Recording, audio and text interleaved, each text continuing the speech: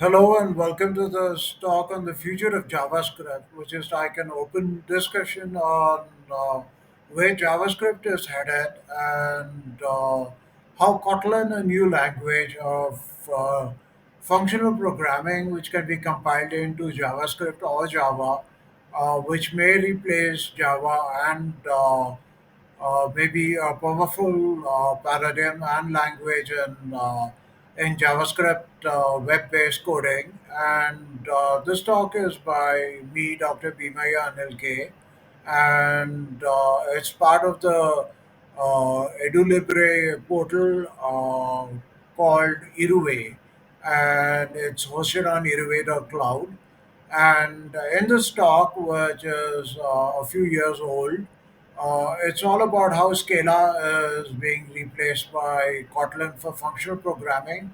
And I'm really trying to market functional programming, actually think in functional programming and reactive and JavaScript more than novel declarative and imperative paradigms. And I've always been a fan of functional programming, higher order logic, and first order functions. And today it is first class. And I have a story to share. Like when I was at Goldman Sachs, and there was this gentleman who had written a GS collections and actually brought functional programming to the mainstream. And today, I'm so proud that there are languages like Kotlin and so many more new languages and LLMs that really make functional programming mainstream.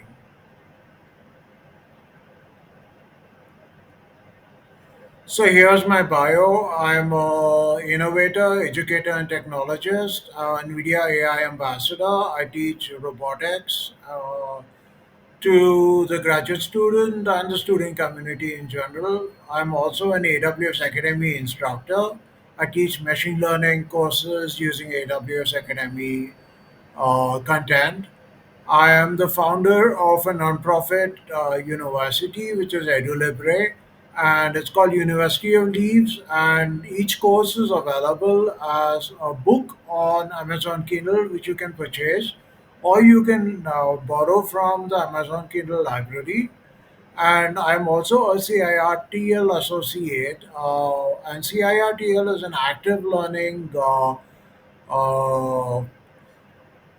actually an active learning education forum with all over Canada and USA and several universities, and I completed an associate certification with them. I'm also a member of Computer Science Teachers Association and the director of One Quantum Tablet per Child, and an author of a blog on quantum computing called Q Blog on LinkedIn. So, what are you going to learn from this course? What are the outcomes? So, the outcomes are not objective but subjective. It's a lot. It depends a lot on the person listening, interacting, and it's your own self-exploratory journey. With I recommend a LLM like ChatGPT or Copilot or any of the browsers with a large language model that can help you with coding, like GitHub Copilot or anything that helps you with coding. So, what are you going to learn? You're going to learn enhanced developer productivity, how you can make better maintainable code with Kotlin, and how to compile it to JavaScript, and its evolving ecosystem with TypeScript and ESNext today, which is the latest in JavaScript, and how improved readability, maintainability, and how to save it to say GitHub, add gist to it, add Kotlin gist. I would love to see lots of people contributing lots of Kotlin gist, and you could encourage yourself to work with the agile system as a team and have a better learning curve, a steeper learning curve, and transform to functional languages. Learn how to take existing GIS and ask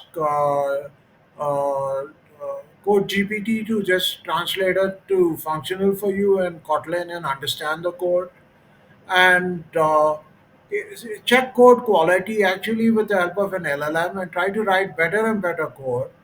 And subjective developer preferences, which you would learn more production quality code standards, and you would be not just a level 2 developer, you would move on to being the level 4 or level up to level 10 or maybe beyond, and you would improve your efficiency of coding much more with functional programming. And hence we have future readiness and of course innovation, continuous innovation that comes with Kotlin. And Kotlin really is a future ready language. And I hope you would follow my system of flipped learning and active learning and come back here to discuss on the comments. And I will also put this on YouTube so that you could really contribute your feedback on what you think the future of JavaScript is, and you could watch all the suggested videos, YouTube videos on the stock, and come back for a discussion.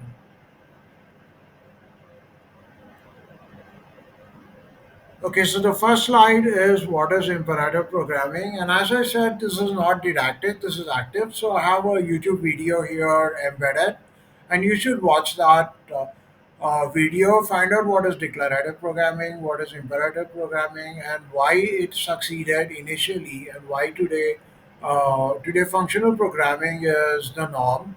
And you can watch this video since I'm not doing the talking. There are many other people on the web, and we just do a discussion here in the comment sections. And the next slide is a suggested viewing on what is functional programming, and uh, you can check out not just a Wikipedia definition of it, but there are coding examples in the suggested video, which you should try out with an LLM. And I suggest you try it out with GitHub Copilot or with ChatGPT, OpenAI ChatGPT, and then try it out for yourself. Now, this is an excellent video comparing functional and imperative programming, which has code examples in Scala, and it compares functional with Java. And you have very simple examples like Fibonacci series and some very simple examples like string manipulation and simple loops and etc. in Java, and it's compared with Scala. So now we are coming down to Kotlin, and Kotlin's a functional language, and it's fully interrupt.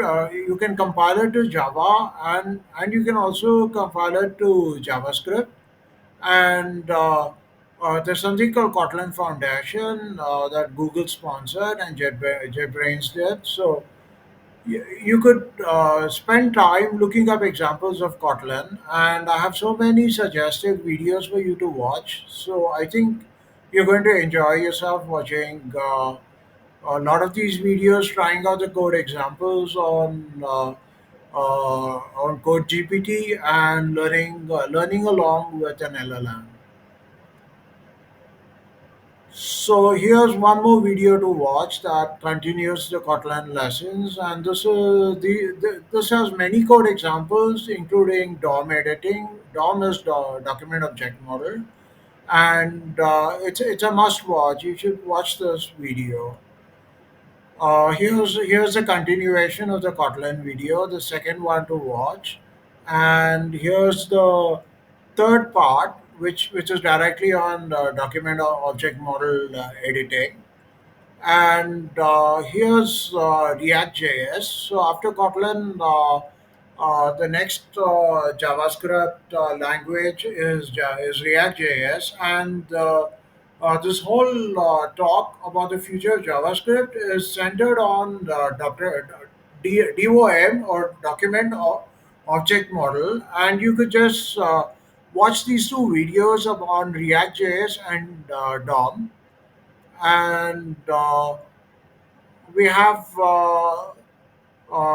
a topic of stateful versus stateless React, and I've left this empty as a blank canvas for you to check out the reactpatterns.com and choose your own video to see how React could be stateful or how you could use stateless React.